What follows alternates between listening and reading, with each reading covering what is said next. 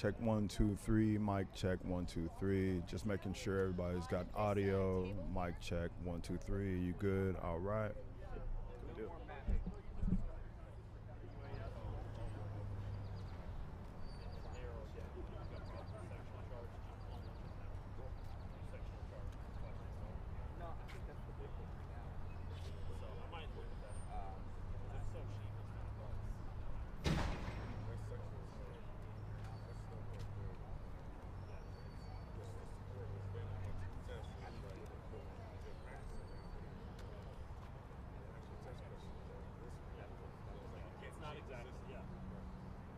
It's like so close. Like the wording is almost exactly the same, but they'll change, the degrees. They'll like reverse it.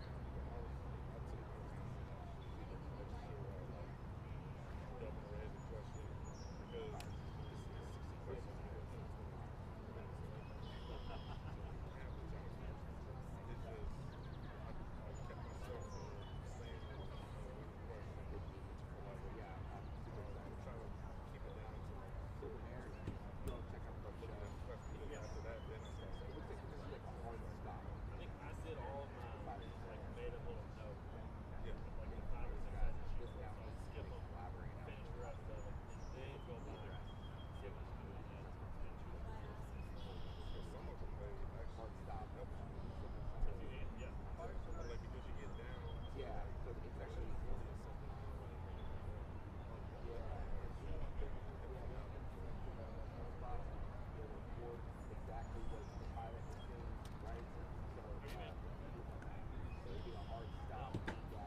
then go out already? Oh, okay. Oh, okay. I wasn't.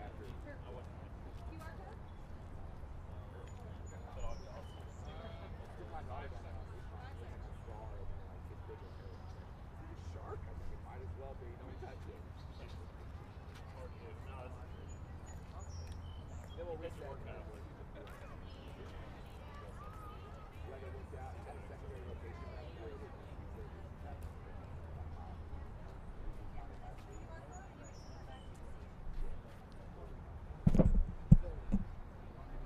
Just checking if anybody else needs a mic check. You good on the mic check? Mic check 1 2 3 4. Good deal. All right, everybody straight.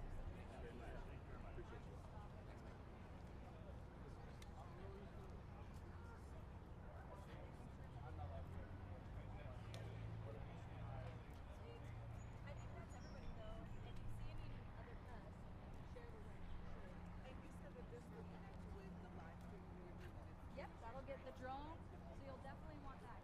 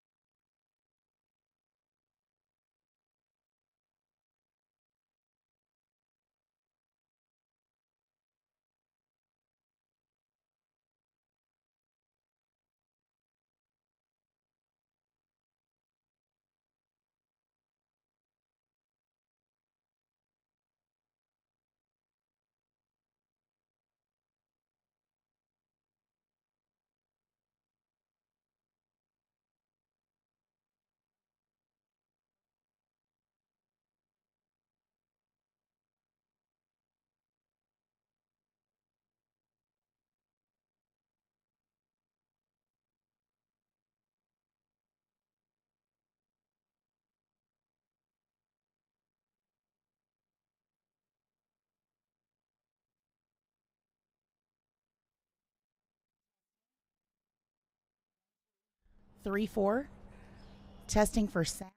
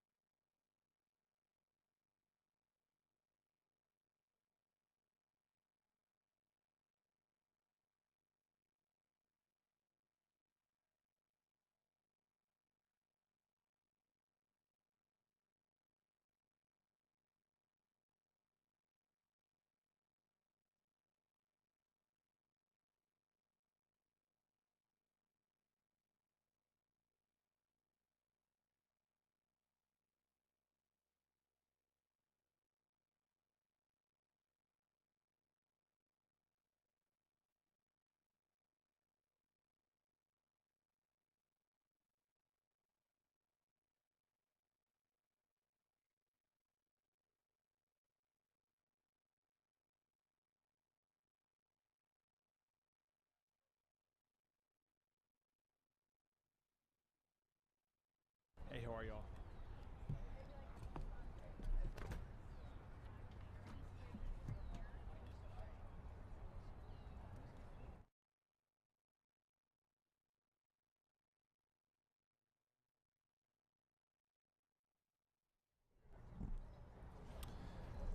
Good morning, everyone.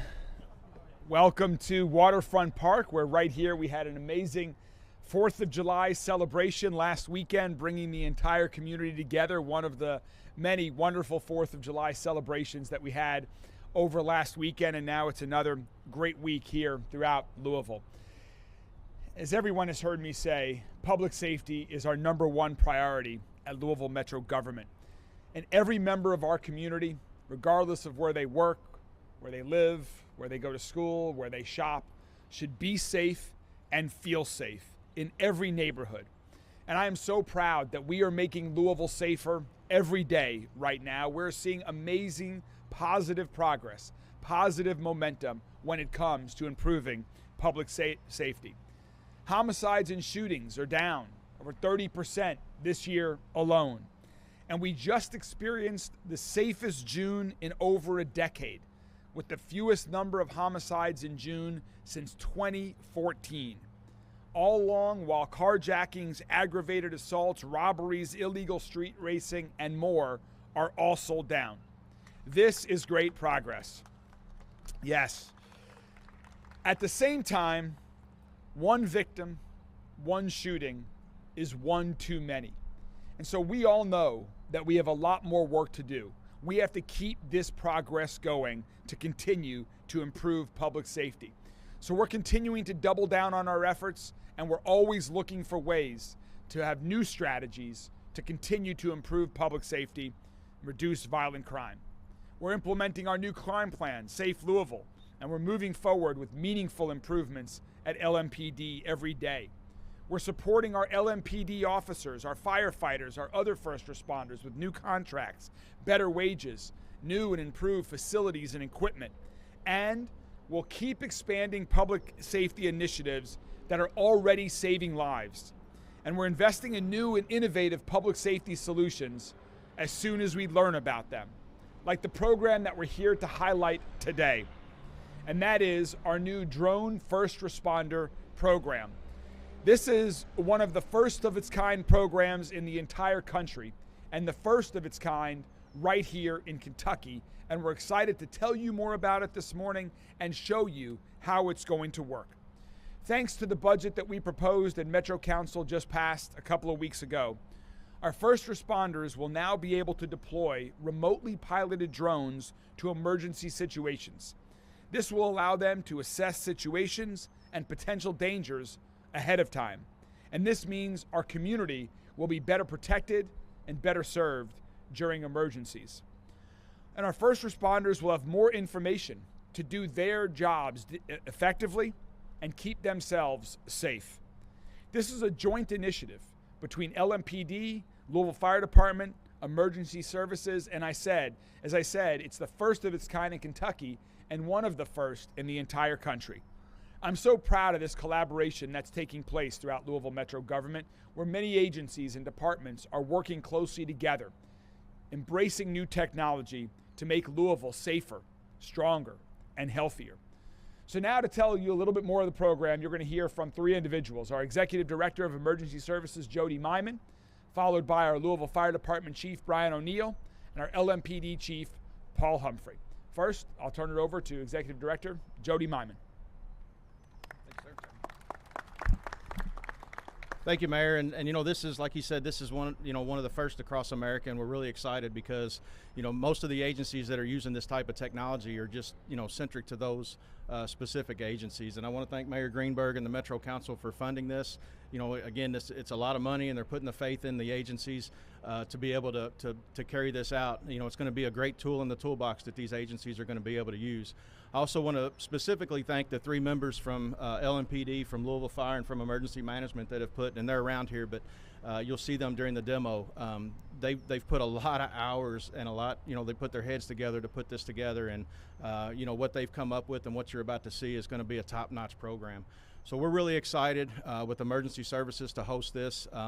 Again, it's a unique thing where we're going to actually have the control center in our 911 center, so they'll be able to work very closely with the dispatchers, with the 911 call takers in the 911 center to know exactly what their missions are going to be. And you know, as soon as the agencies get together and dictate which scenarios, a couple of them you'll see today where the drones will actually fly, and we're going to put them throughout the city on 8 firehouses, where they'll actually fly as soon as that call comes in. As soon as they get alerted in that control center, they'll be able to fly the way the bird flies, and eliminate time to where these responders will be able to see what's going on the scene as they're responding, so that they can not put themselves potentially in a situation that can cause them harm, or they might see things, and the chiefs will get into some specifics and tactics here in just a little bit, but they'll be able to see things and get a good observation of what they're getting into,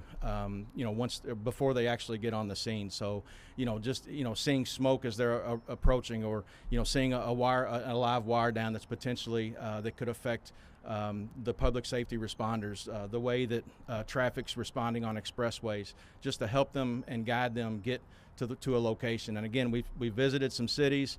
Again, they're agency specific, mostly throughout America, but this is one of the first of its kind where it's going to take several different agencies together, and it's going to make our response and our tactics very, very good throughout Louisville Metro. And to talk a little bit more about that, Chief O'Neill with Louisville Fire. Good morning. Thank you so much for being out here. Thanks again to our incredible team here at Metro Louisville that is making this a possibility. So what does it mean for the firefighters? If this amazing river that we have behind us, and for those of you who don't know, the river does belong to Kentucky all the way to the Indiana shore. We're responsible for it. So if you have someone in distress on that river, we currently do have a drone program that we can utilize, but we have to get a responder to this area, and then they can send that drone in the air to see what's going on, as opposed to a drone flying straight there. Just this last weekend, we had a train derailment at 13th and Broadway. Turned out to be basically a train version of a fender bender, but we don't know that until we get on the scene, we get people there, start air monitoring, see what's going on. A drone could have been there before any person was on the scene to get a visual and see exactly what we're dealing with and how to get to it. Think about a wreck on the interstate. We've all been stuck in traffic at some point, 64, 65, Watterson, whatever. And oftentimes when those people call, they don't know exactly where they are. You get a drone there, they can be telling our responders, this is going to be 65 northbound. And because of traffic, your best access will be come southbound on this way, and we can get there faster, treat people better. For us specifically, when you think about a structure fire in one of these neighborhoods, that alarm goes off. The 911 call comes in. Metro Safe does an amazing job getting it out to us very quickly. Our responders jump on the fire truck. They are usually there in less than 4 minutes to get on scene to see what's going on. But now think of that captain's perspective. As she shows up on the scene and she sees that fire, as she's driving there, she's thinking, okay, is this residential? Is this commercial? What am I dealing with? When they get there, she has seconds to start making tactical decisions about what does it look like 360? Is there rear access, an alley? What's the exposure problems on either side? Is the fire going to spread? With this program, as they're in the apparatus, as they are en route for that 3 to 4 minutes, while someone else is driving, she's got an iPad that's looking at a feed of exactly what they have and can see, okay, this is a 2-story home. It looks like there could be fire impingement on the house on the next side. Yes, there is alley access, and can start making those tactical decisions before they even arrive. This is going to be a game changer for us. I'm so excited and thankful to Mayor Greenberg, to the Metro Council for making this investment. It's going to be a big help for our firefighters. I will turn it over to my good friend Paul Humphrey, Chief Humphrey with the Louisville Police Department, so he can kind of give you some ideas of what they're going to use it for. Thank you.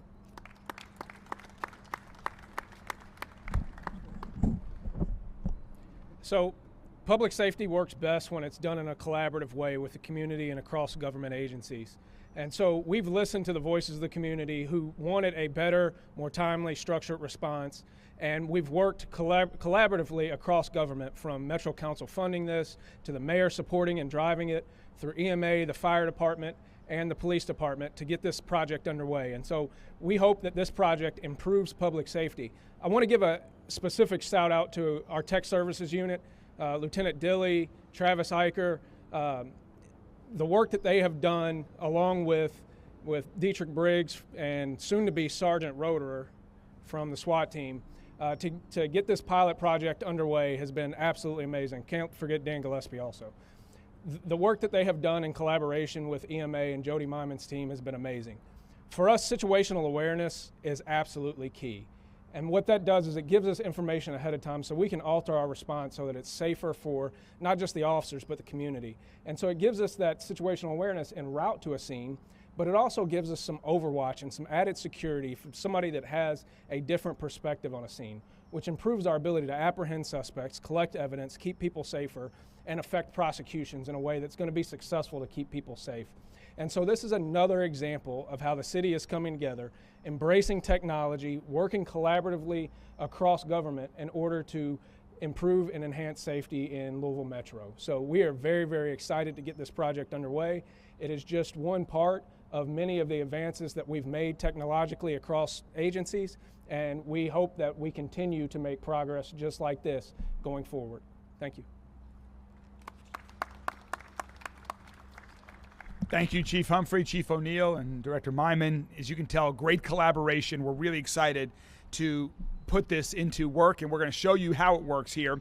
First, we're going to do one more official order of business. We're going to take some questions, and then we invite the media to enjoy this demonstration and see it and stay for as long as you would like. We have a couple of different scenarios that we are going to run you through. So before we show off the equipment, I'd like to invite my friends from the Public Library and partners to come over, and we have another announcement we'd like to talk about.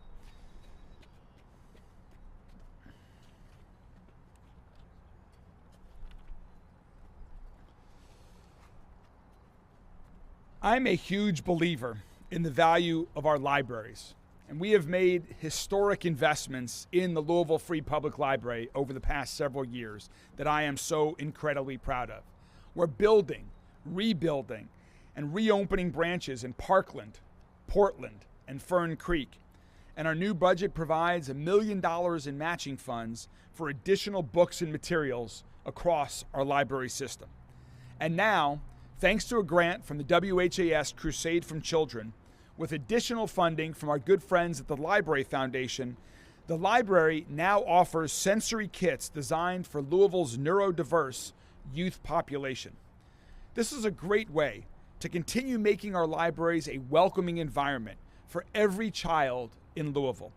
And there are two types of kits that we're now offering: in-library and take-home kits. The in-library kits are equipped with noise-canceling headphones, wobble seats, sunglasses, and fidget toys. They're designed to help children regulate their sensory needs, so every family can access all of our libraries and everything that they have to offer. The take-home kits include toys, practical tools, books, and guides that help children and families benefit from these materials. They also give families the opportunity to try out and test out resources before making an investment of their own for their family. Both types of kits can be checked out and accessed at any one of our libraries. You can learn more about this on the library's website at www.wlfpl.org/sensorykit. And I want to recognize innovative supports for autistic workers and Bev Harp, their project director. ISAW is a project of the University of Kentucky's Human Development Institute, and Bev and her team recently trained all of our library staff and certified our Louisville Free Public Library system as an autism-informed employer. Thank you so much, Bev.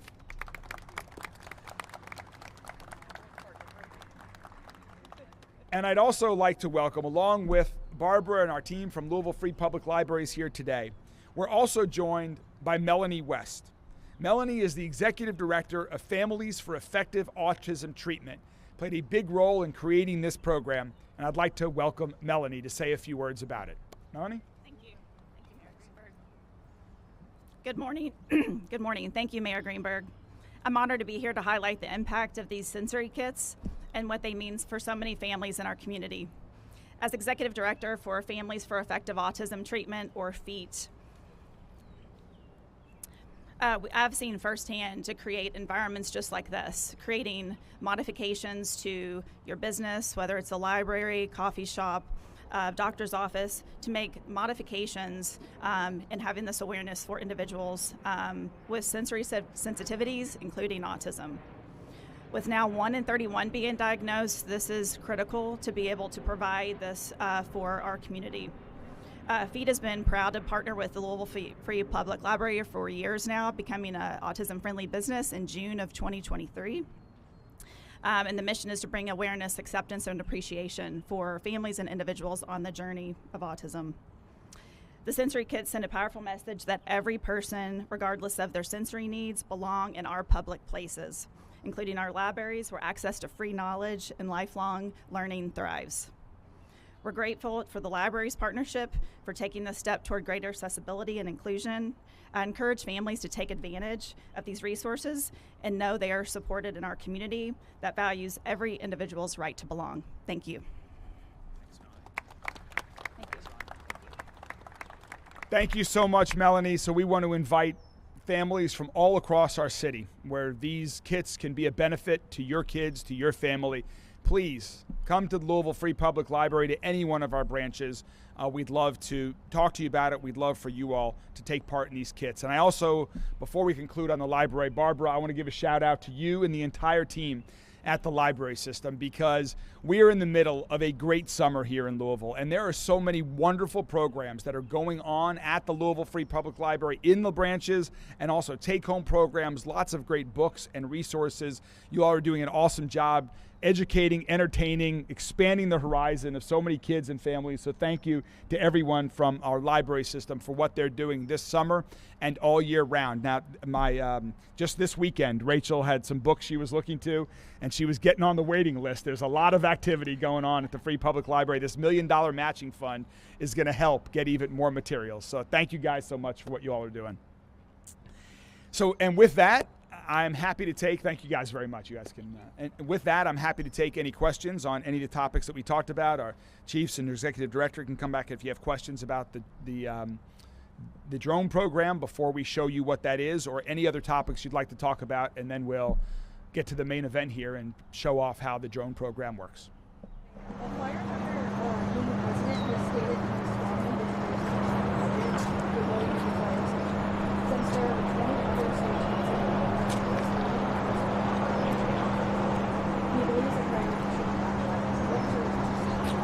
So the question was about the fire department and the union chief of the the current union chief saying that he strongly disagrees with the budget, to paraphrase what you were just saying. First, I would like to say I'm incredibly proud of what my administration has done to invest in the hardworking men and women of the Louisville Fire Department and the resources for Louisville the Fire Department. I'd also like to point out our amazing chief, Brian O'Neill, who you just heard from, is the former union chief. And he has done a wonderful job leading this department and giving Deputy Mayor James and me good advice on how we should continue to move the fire department forward. I'd like to reflect on what just in the past 2 years, the historic level of investment that our administration has made in the Louisville the Fire Department. Start with a historic raise and contract that we signed last year. In fact, a contract that the union chief himself said makes us the highest or one of the highest paid departments in the entire state of Kentucky. We just funded, thanks to the support from Metro Council, we just began the funding for the first new firehouse in 15 years in our city. It's been far too long that our firehouses have not seen upgrades, improvements, or in a couple of cases, we just need to start from scratch altogether, and we're doing that. Just under a year ago, when we had a mid-year budget surplus, we took nearly half of that budget surplus and invested it into the Louisville Fire Department for more apparatus, for new equipment, for upgrades to firehouses, and you're seeing that work already. You see this new drone program to help firefighters to ensure that they can be even safer on their jobs when they're fighting fire. So I would say that there has been more investment in Louisville Fire Department over the past year or so than at any point in the Louisville Fire Department's history. As the grandson of a firefighter, I'm incredibly proud of the investments that we have made, that we will continue to make. I'm incredibly proud of the raises that we've provided to the Louisville firefighters. I'm incredibly proud of the support that we provide to them, and I will continue supporting Louisville Fire Department and all of its members. So I don't know where this is coming from.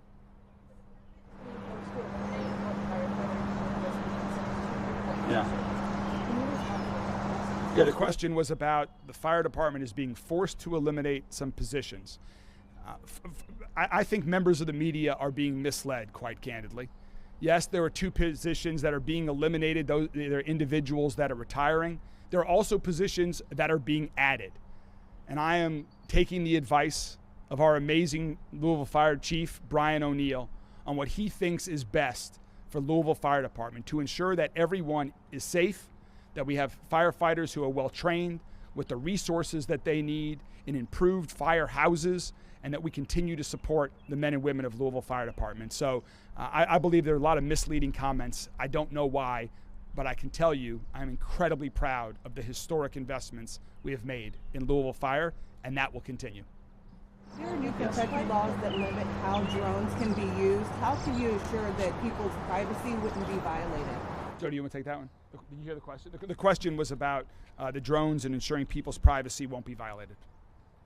Yes, there's going to be several policies and procedures that are currently in the process of being developed, and just to ensure the safety of the public. I mean, when these things go up and fly, they're going to be on a specific mission, whether it's the criteria that the agency specifically develop, or whether it's requested to the scene by a first responder on site. And when they're en route, they're going to be focusing on the address that's put into the system. So rest assured the public, they're not going to be up just, as you mentioned, spying or looking on people. They're not going to be doing that. These are going to be for specific missions that the agencies come up with and the criteria that they develop.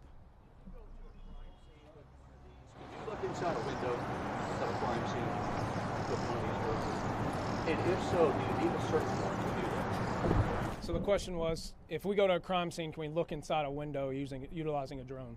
That requires either exigency or a search warrant. So the same circumstances that would allow us to go and look inside a house or car would be required with a drone as well. So we are very aware of the concerns of the Fourth Amendment.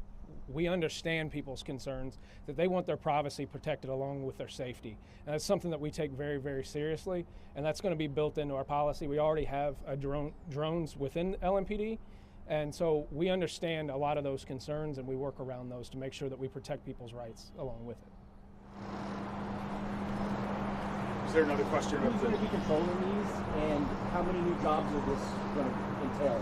So the question was about who's going to control these and how many new jobs. They're going to be controlled by a central location in the Emergency Operations Center, which is right there with the 911 call center. Right now, most folks that operate drones need to be in line of sight with drones, and we will have a special license to operate this drone program from a central location in our Emergency Operations Center. In terms of the number of individuals, Jody will talk to that. Yeah, so the first year that's funded, there'll be licensed pilots, and that'll be put in the job qualifications, and we're going to start with 5, as well as a manager that'll be in the center as well. So as it expands throughout the years, we'll obviously hire more pilots and put other professionals inside the center to help with the program. See this up in the air and being used. So we're looking at early 2026. We'll be hiring our individuals. We're developing policies.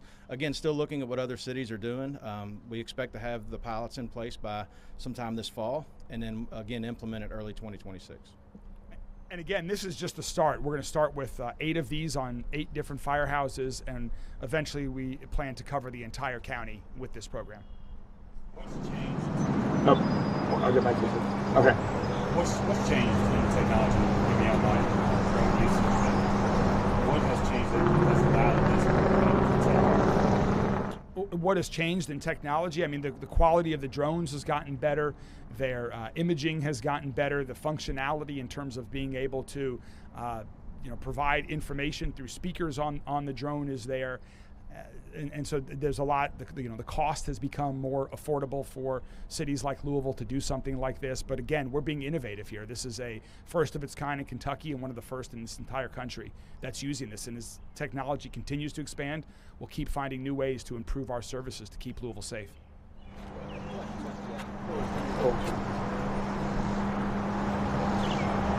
Oh, right, okay. And Chief Humphrey pointed out a good thing. The other thing that makes this possible, as I mentioned earlier, the federal regulations used to not permit non-line of sight piloting of drones. Now we are getting permission to do that, where it will be centrally, piloted from the central location. So that was also required for this to happen. That's right. Yes. I believe you said it's paused currently, those plans. What benchmarks are you looking at to get it back on track? The question was about the proposed downtown entertainment district that Louisville Development Partnership has been working with us on, which would permit people under certain circumstances to be able to have alcoholic beverages in public areas.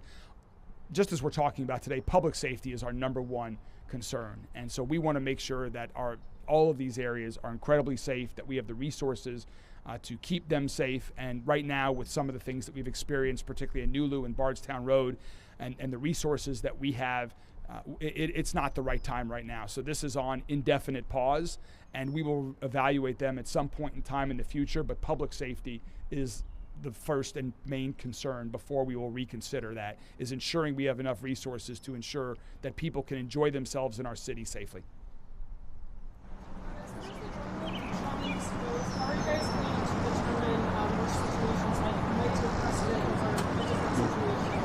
The question is about when will the drones be launched, in which circumstances? As Director Myman noted, we're putting those policies in place right now.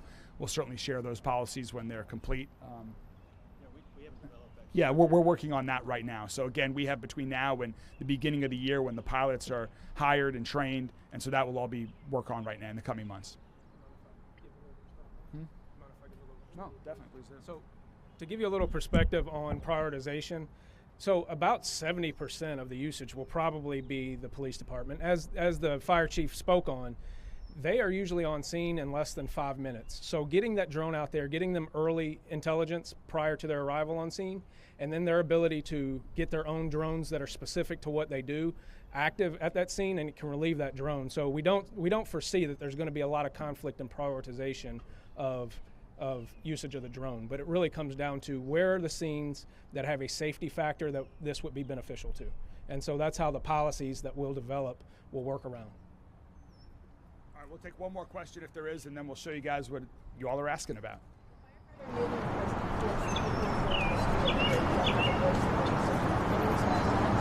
Can you repeat the question? I couldn't hear. The firefighter union president feels people who are on the street every day didn't have a voice in the decision. The question was about the firefighter union feels that people who are on the streets didn't have a voice in the decision. That is simply, not accurate. The firefighter chief talks with our deputy mayor, with me, with our fire chief very regularly. The fire chief himself is a former president of the union. He interacts with members of the Louisville Fire Department every day. We're proud and fortunate to have members of Louisville Fire Department with us today. I often visit firehouses myself and hear from them directly. We hear from them, we listen to them, we want to support them, and then ultimately it's up to the fire chief, Deputy Mayor James, and myself to make decisions. That's what I was elected to do. We are going to continue to support them. We have 7 fire trucks that are on order. And so they will start coming in. These have a long lead time. So we have made significant investments. Unfortunately, it takes a little bit of time, but we will continue to make these investments. I'm proud of it. I think you all in the media are being misled right now. The facts speak for themselves. We will continue to invest in Louisville Fire Department. And right now, we're going to show you one of those investments to help support the men and women of Louisville Fire with this drone program. So Jody, I'm going to turn it over to you or our friends who's going to get it started? Okay, so we're going to stop and then we're going to reset up. They'll show you where to reset up for the. Thank you all very much.